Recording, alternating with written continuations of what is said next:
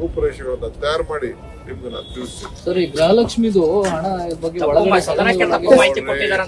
ಯಾವ ತಪ್ಪು ಮಾಹಿತಿ ಆಯ್ತು, ಅವ್ರು ತಪ್ಪು ಮಾಹಿತಿ ಅಂದ್ರೆ ಬೇಕಾದ್ರೆ ಅವ್ರದ್ದು ಇದನ್ನ ಪ್ರಿವಿಲೇಜ್ ಮೋಷನ್ ಇದೆಯಲ್ಲ ಮಾಡ್ಲಿ. ಫಸ್ಟ್ ಮಾನ ಮರ್ಯಾದೆ ಇದ್ರೆ ಈ ನರೇಗಾ ದುಡ್ಡು ಬಂದಿಲ್ಲ ಇವತ್ತು ಗಂಟ. ಯಾಕೆ ಬಿಜೆಪಿ ಅವ್ರು ಮಾತಾಡ್ತಾ ಇಲ್ಲ? ನರೇಗಾ ದುಡ್ಡು ಬರ್ಲಿಲ್ಲ, ಇರಿಗೇಷನ್ ದುಡ್ಡು ಬರ್ಲಿಲ್ಲ, ಕೇಂದ್ರ ಸರ್ಕಾರದ ಯಾವ ದುಡ್ಡು ಬರ್ಲಿಲ್ಲ. ಇರಿಗೇಷನ್ ಏನ್ ಕೊಡ್ಬೇಕಾಯ್ತೋ, ಏನ್ ಬಜೆಟ್ ಅಲ್ಲಿ ಪಾಸ್ ಆಗಿತ್ತು ಅದು ಬರ್ಲಿಲ್ಲ. ಮಾನ ಮರ್ಯಾದೆ ಇದ್ರೆ ಫಸ್ಟ್ ಅದು ಉತ್ತರ ಹೇಳಿ. ಈ ನರೇಗಾ ದುಡ್ಡು ಇನ್ನ ಇವತ್ತವರೆಗೂ ಬಂದಿಲ್ಲ. ಜಲ್ ಜೀವನ್ ಮಿಷನ್ ದುಡ್ಡು ಬಂದಿಲ್ಲ. ನಾವು ಗೃಹಲಕ್ಷ್ಮಿ ಕೊಟ್ಟಿರೋರು ನಾವು, ಗೃಹ ಜ್ಯೋತಿ ಕೊಟ್ಟಿರೋರು ನಾವು, ಕೊಡ್ತೀವಿ ನಾವು. ಈಗೆಲ್ಲ ನಮ್ಗೆ GST ಇಂದ 15,000 ಕೋಟಿ ರೂಪಾಯಿ ನಮ್ಗೆ ಲಾಸ್ ಆಯ್ತು.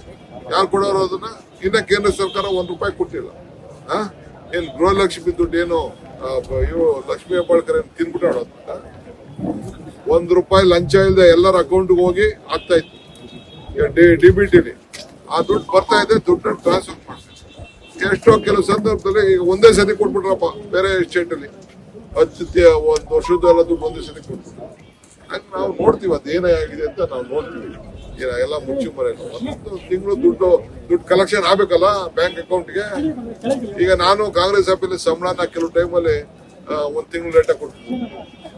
ಈಗ ನಿಮ್ ಬರೋ ಬಿಲ್ಗಳು, ಈಗ ನಮ್ ಕಾಂಟ್ರಾಕ್ಟ್ ಬಿಲ್ಗಳನ್ನೆಲ್ಲ 3 ವರ್ಷ ಆದ್ರೂ ನಾವು ಕೊಟ್ಟಿಲ್ಲ. ಪಾಪ ಕೆಲಸ ಮಾಡ್ತಾರೆ, 3 ವರ್ಷ ಆದ್ರೂ ಕೊಟ್ಟಿಲ್ಲ. ₹1ಗೆ 9% ಕೊಡ್ತೀವಿ. 9% ಅಂದ್ರೆ 10% ದುಡ್ಡು ಬಿಲ್ ಬಂದಾಗ. ಸೊ ಹಂಗೆ ಲೇಟ್ ಆಗ್ತದೆ. ಏನ್ ಮಾಡಕ್ಕಾಗ್ತದೆ?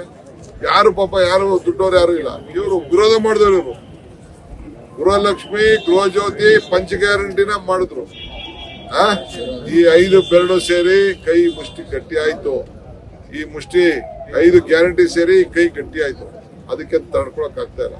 ಫಸ್ಟ್ ದುಡ್ಡು ನಮ್ಗೆ ನರೇಗಾ ದುಡ್ಡು, ಜಲ್ ಜೀವನ್ ಮಿಷನ್ ದುಡ್ಡು, ಆ ದುಡ್ಡು ಫಸ್ಟ್ ಕೊಡ್ಸ್ಲಿ.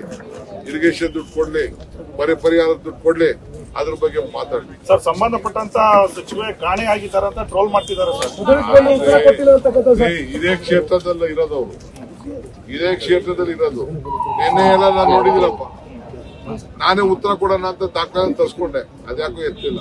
ಈಗ ಎತ್ತಲಿ ಉತ್ತರ ಕೊಡ್ತೀನಿ.